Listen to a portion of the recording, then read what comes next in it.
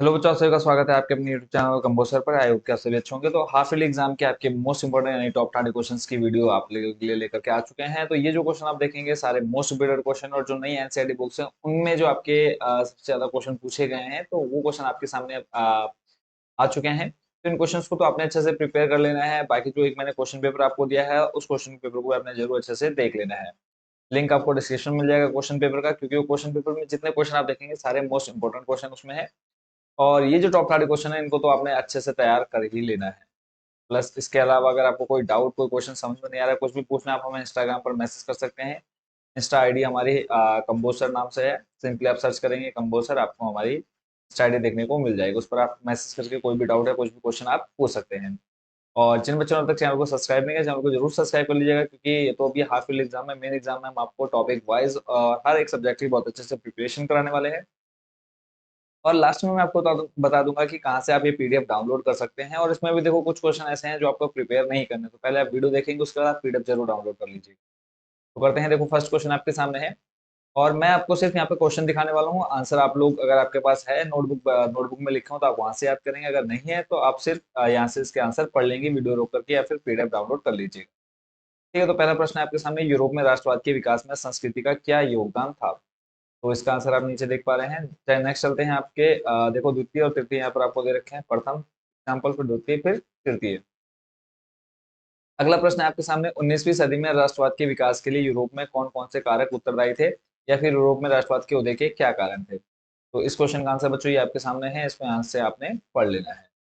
ठीक है, उसके बाद चलते हैं नेक्स्ट क्वेश्चन पर। और ये आपका पूरा देखो डिटेल में है और लॉन्ग में आपका ये क्वेश्चन देखने को मिलता है, और हर साल लगभग लगभग यहाँ से ये प्रश्न आपका। ठीक है, तो इस क्वेश्चन को आपने अच्छे से प्रिपेयर कर लेना है। उसके बाद नेक्स्ट चलते हैं, आपका जो अगला प्रश्न रहने वाला है उसकी तरफ। अगला जो देखो आपका यहाँ पे 1789 ईस्वी में हुई फ्रांस की क्रांति के परिणामों का वर्णन कीजिए। देख रहे हैं आप, मोस्ट रिपीटेड क्वेश्चन है। तो यहाँ पे आपने कम से कम पांच तो याद कर ही लेने हैं, इनमें से कोई भी पांच रीजन। और अगला है फिर जो आपने नेक्स्ट जो क्वेश्चन देखना है उस पर चलता हूँ आपको लेकर के। नेक्स्ट जो आपने देखना है, इसको आपने नहीं देखना है, यह है इटली का एकीकरण। ठीक है, इटली के एकीकरण का वर्णन कीजिए, प्रथम सोपान। ठीक है, उसके बाद द्वितीय सोपान आ जाएगा, फिर उसके बाद ठीक है, और उसके बाद नेक्स्ट जो आप यहाँ पे देख रहे हैं तृतीय सोपान। तो इनको आपने अच्छे से प्रिपेयर कर लेना है। ठीक है, टोटल चार सोपान है। उसके बाद नेक्स्ट जो क्वेश्चन आपने देखना है उस पर लेकर के चलता हूँ। इनको आपने तैयार नहीं करना है। और अगला मोस्ट इंपोर्टेंट क्वेश्चन रहने वाला बच्चों आपका, जलियांवाला बाग कांड पर एक संक्षिप्त टिप्पणी लिखिए। जलियांवाला बाग पर एक संक्षिप्त टिप्पणी लिखिए। तो इसमें आपको पूरा जलियांवाला बाग हत्याकांड आपको अच्छे से याद कर लेना है। और उसके बाद नेक्स्ट है आपका, गांधी जी ने असहयोग आंदोलन वापस क्यों लिया? गांधी जी ने असहयोग आंदोलन वापस क्यों लिया, इसको आपने देख लेना है। और उसके बाद नेक्स्ट जो क्वेश्चन है उस पर मैं आपको लेकर के चलता हूँ। जितने क्वेश्चन आप देख रहे हैं सभी को आपने अच्छे से तैयार कर लेना है, और जो जो मैं आपको बता रहा हूँ कि हाँ ये क्वेश्चन आपका इंपॉर्टेंट है उनको तो आपने बहुत अच्छे से पढ़ लेना है। अगला है आपका, गांधी इरविन समझौते के प्रावधानों का वर्णन कीजिए। 2018 में 12-18 में क्वेश्चन पूछा गया है। तो इसके आंसर आपने देख लेने हैं। टोटल इसमें आपको देख रहे हैं 10 पॉइंट। फिर नेक्स्ट जो आपका क्वेश्चन है, सविनय अवज्ञा आंदोलन के क्या कारण थे, इसके क्या परिणाम रहे? तो इस क्वेश्चन का आंसर आपने यहाँ से देख लेना है। ठीक है, चलते हैं उसके बाद नेक्स्ट क्वेश्चन आपका। ये पूरे यहाँ पर परिणाम दे रखे हैं, रीजन दे रखे हैं। और अगला जो प्रश्न है आपका, रोलेट एक्ट का सविस्तार वर्णन कीजिए। तो रोलेट एक्ट आपने, ये क्या था इस एक्ट के अंतर्गत, तो वो आपने पूरा यहाँ से पढ़ लेना है। मैंने आपको टॉप 30 क्वेश्चन प्रोवाइड कराना, सॉल्यूशन आप यहाँ से आराम से पढ़ लेंगे। अगला प्रश्न है, प्रथम विश्व युद्ध के पश्चात गांधी जी ने ब्रिटिश शासन के विरुद्ध असहयोग आंदोलन क्यों शुरू किया? भारत के लोगों ने किन क्षेत्रों में ब्रिटिश सरकार से असहयोग किया, या फिर असहयोग आंदोलन के प्रमुख कारण क्या थे, या फिर क्यों उन्होंने वापस ले लिया? तो ये पूरा असहयोग आंदोलन कैसे शुरू हुआ, क्या रीजन थे, इसको वापस लेने के सारे बिंदु यहाँ पर आपको पूरे डिटेल में दे रखे हैं, इनको आपने पढ़ लेना है। उसके बाद नेक्स्ट जो क्वेश्चन आपने बच्चों याद करना है वो मैं आपको दिखा देता हूँ। और उसके बाद अगला प्रश्न है, 1900 वर्ष 1929 की आर्थिक मंदी के भारतीय अर्थव्यवस्था पर पड़े तीन प्रभावों को बताइए। तो क्या क्या प्रभाव पड़े, तो वो तीनों यहाँ पर आपको देखने को मिल रहे हैं। तो नेक्स्ट जो क्वेश्चन है वो है, कॉर्नर लॉ समाप्त करने के बारे में ब्रिटिश सरकार का फैसला, इस कथन की व्याख्या कीजिए। या फिर कॉर्नर लॉ क्या है और इस कानून को ब्रिटिश सरकार ने समाप्त करने का फैसला क्यों किया? नेक्स्ट जो आपका इंपॉर्टेंट क्वेश्चन है वो है, रेशम मार्क से आप क्या समझते हैं, स्पष्ट कीजिए। तो रेशम मार्क यहाँ पर आपको पूरा दे रखा है, इसको आपने पढ़ लेना है। नेक्स्ट और most debated question, most important question आप देख रहे हैं, ब्रिटेन वुड्स समझौते का क्या अर्थ है? तो इस क्वेश्चन का आंसर बच्चों आपने तैयार कर लेना है। ब्रिटेन वुड्स समझौता एक विचार है जिसे औद्योगिक देशों ने अंतर्राष्ट्रीय भागीदारी के अंतर्गत आम सहमति से तैयार किया। तो इसको आपने पढ़ लेना है। उसके बाद अगला जो प्रश्न है जो आपने तैयार करना है उसको लेकर चलता हूँ। गिरमिटेड श्रमिकों को विश्व के किन देशों में भेजा गया, इनकी प्रमुख समस्याएं क्या थी? तो ये आपने याद कर लेने हैं कौन कौन से देश है जहाँ पे इनको भेजा गया और समस्याएं क्या थी। उसके बाद अगला जो प्रश्न तैयार करना है वो है अफ्रीका में रिंटरपेस्ट आने के प्रभावों का उल्लेख कीजिए। तो इसका आंसर आपने यहाँ से पढ़ लेना है। उसके बाद नेक्स्ट जो क्वेश्चन आपने देखने हैं वो मैं आपको बता देता हूँ। देखो जितने आपके मोस्ट इम्पोर्टेंट क्वेश्चन है वही आपने प्रिपेयर कर लेने हैं। ठीक है। गिरमिटिया मजदूर क्या है ये आप पीछे देख ही चुके हैं, तो इसको आपने नहीं देखना है यहाँ पर दोबारा। और उसके बाद अगला प्रश्न है पहाड़ी क्षेत्रों में मृदा अपरदन की रोकथाम के लिए क्या कदम उठाने चाहिए? तो इसका आंसर यहाँ से आप पढ़ लेंगे। फिर है संसाधन संरक्षण क्या है, संसाधनों का संरक्षण क्यों आवश्यक है? तो संसाधन संरक्षण क्या है उसको आपने ऐसे पढ़ रहे हैं। फिर इसके लिए क्या उपाय किए जाने चाहिए वो आपसे आप यहाँ से अच्छे से तैयार कर लेंगे। उसके बाद नेक्स्ट क्वेश्चन पर लेकर चलता हूँ। अगला जो प्रश्न है वो आपको मैं बता देता हूँ। जल दुर्लभता क्या है और इसके मुख्य कारण क्या है? जल दुर्लभता आपने पढ़ लेना है कि यानी पानी का ना मिलना या पानी की कमी होना जल दुर्लभता, बट जो एक साइंटिफिक रीजन आप देंगे वो आप यहाँ पे पढ़ लेंगे। और उसके बाद अगला जो प्रश्न आपने देखना है बच्चों मैं आपको बता देता हूँ। बहुउद्देशीय नदी परियोजनाएं क्या हैं, इनसे क्या लाभ है? तो स्क्रीन या फिर वीडियो रोक करके या फिर आप स्क्रीनशॉट लेकर के आप इसको तैयार कर लेंगे।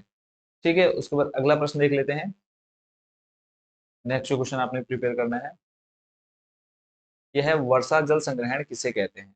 वर्षा जल संग्रहण किसे कहते हैं? जल दुर्लभता में यह कैसे उपयोगी है? तो पीछे आपने पढ़ लिया कि वर्षा जल संग्रहण क्या है, तो यहाँ पर आप इसको पढ़ लेंगे वर्षा जल संग्रहण। उसके बाद इंपॉर्टेंट क्वेश्चन है जल प्रदूषण के क्या कारण है, इसे दूर करने के उपाय समझाइए। जल प्रदूषण आपको नॉर्मली पता है तो उसको आप इजिली लिख सकते हैं। और उसके बाद रोकथाम के कारण यहाँ पे आपको देखने को मिल जाएंगे, इनको आपने याद कर लेना है।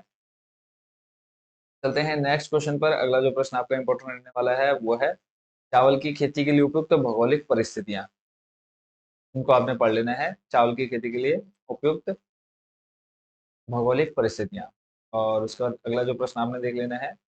देखो जो इम्पोर्टेंट है जो इस बार आपके अर्धवार्षिक पेपर में आने की पूरी पूरी संभावना है वही क्वेश्चन मैं सिर्फ आपको बता रहा हूँ, क्योंकि देखो प्रीवियस ईयर के क्वेश्चन पेपर पूरे एनालिसिस करने के बाद ये आपको क्वेश्चन मैं बता रहा हूँ। तो अगला प्रश्न आप देख रहे हैं भारतीय कृषि की मुख्य समस्याओं के विषय में विस्तार से लिखिए। तो इसको आपने पढ़ लेना है। क्या क्या रीजन है यहाँ पे देखो पॉइंट वाइज आपको यहाँ पर पूरा क्वेश्चन एक्सप्लेन किया गया है। और नेक्स्ट क्वेश्चन है आपका इसी के अंदर आपके देखो ये टॉपिक वाइज आपको बना रखे हैं, तो आपने ऐसे ही पॉइंट वाइज बना करके इनको लिखना है। अगला है लोकतंत्र की मुख्य विशेषताएं क्या है? तो पहला आप इसमें देख रहे हैं प्रतिनिधित्व का आधार लौकिक, फिर सार्वजनिक हितों का संरक्षक, उत्तरदायित्व की भावना, फिर लिखित संविधान, वयस्क अथवा सार्वभौमिक मताधिकार। नेक्स्ट क्वेश्चन जो आपने प्रिपेयर करना है वह है शासन के संघीय और एकात्मक स्वरूपों में क्या क्या प्रमुख अंतर है, इसके उदाहरणों के माध्यम से स्पष्ट करें। तो संघात्मक तथा एकात्मक स्वरूप में अंतर क्या है वो आपने यहाँ से अच्छे से तैयार कर लेना है। और ये आपका most repeated most important question बच्चों है, तो इसको आपने छोड़ना नहीं है। तो शॉर्ट में है तो ज़्यादा टाइम आपको नहीं लगना है इसको याद करने में। उस पर नेक्स्ट जो क्वेश्चन आपने तैयार करना है वो है संविधान की संघीय व्यवस्था क्या है, इसकी विशेषताओं का वर्णन कीजिए। या फिर भारतीय संघवाद की प्रमुख विशेषताओं का वर्णन करें। तो यहाँ पर आपने पहले तो संघवाद लिख देना है क्या है संघवाद, फिर संविधान की संघीय व्यवस्था क्या है तो आपने यहाँ से पढ़ लेनी है। और फिर उसके बाद प्रमुख विशेषताएं क्या है, जैसे यहाँ पर देखो पॉइंट बना रखा है लिखित एवं कठोर संविधान, शक्तियों का विभाजन, स्वतंत्र एवं निष्पक्ष न्यायपालिका। ऐसे टोटली आपको 7 पॉइंट दे रखे हैं बना करके, इनको आपने अच्छे से याद कर लेना। और उसका नेक्स्ट क्वेश्चन जो है वो है भारत में जातीय असमानताएं अभी भी विद्यमान है, विवेचना कीजिए। तो कहाँ पर आपको अभी भी देखने को मिलता है तो वो आपने जरूर बता देना है। यहाँ पर देखो जातिगत असमानताओं के जारी रहने के कारण क्या रीजन है तो वो आप यहाँ से पढ़ लेंगे। ठीक हो गया। उसके बाद नेक्स्ट आपका जो क्वेश्चन है यहाँ पर टोटल देखो आपके सामने कितने 10 पॉइंट है, 10 में से कोई भी 5 आप अच्छे से याद कर लेंगे। फिर है, भारतीय लोकतंत्र के विकास में जाति धर्म एवं लैंगिक मसले किस प्रकार अवरोध है वो आपने बताना है।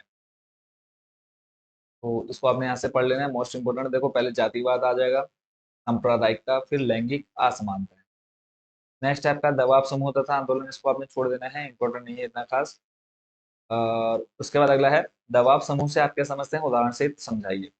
तो दबाव समूह क्या है? दबाव समूह समान हितों की पूर्ति करने के लिए जनता का ऐसा संगठन है जो संवैधानिक प्रक्रिया द्वारा अपने हितों की पूर्ति के लिए शासन पर दबाव डालता है।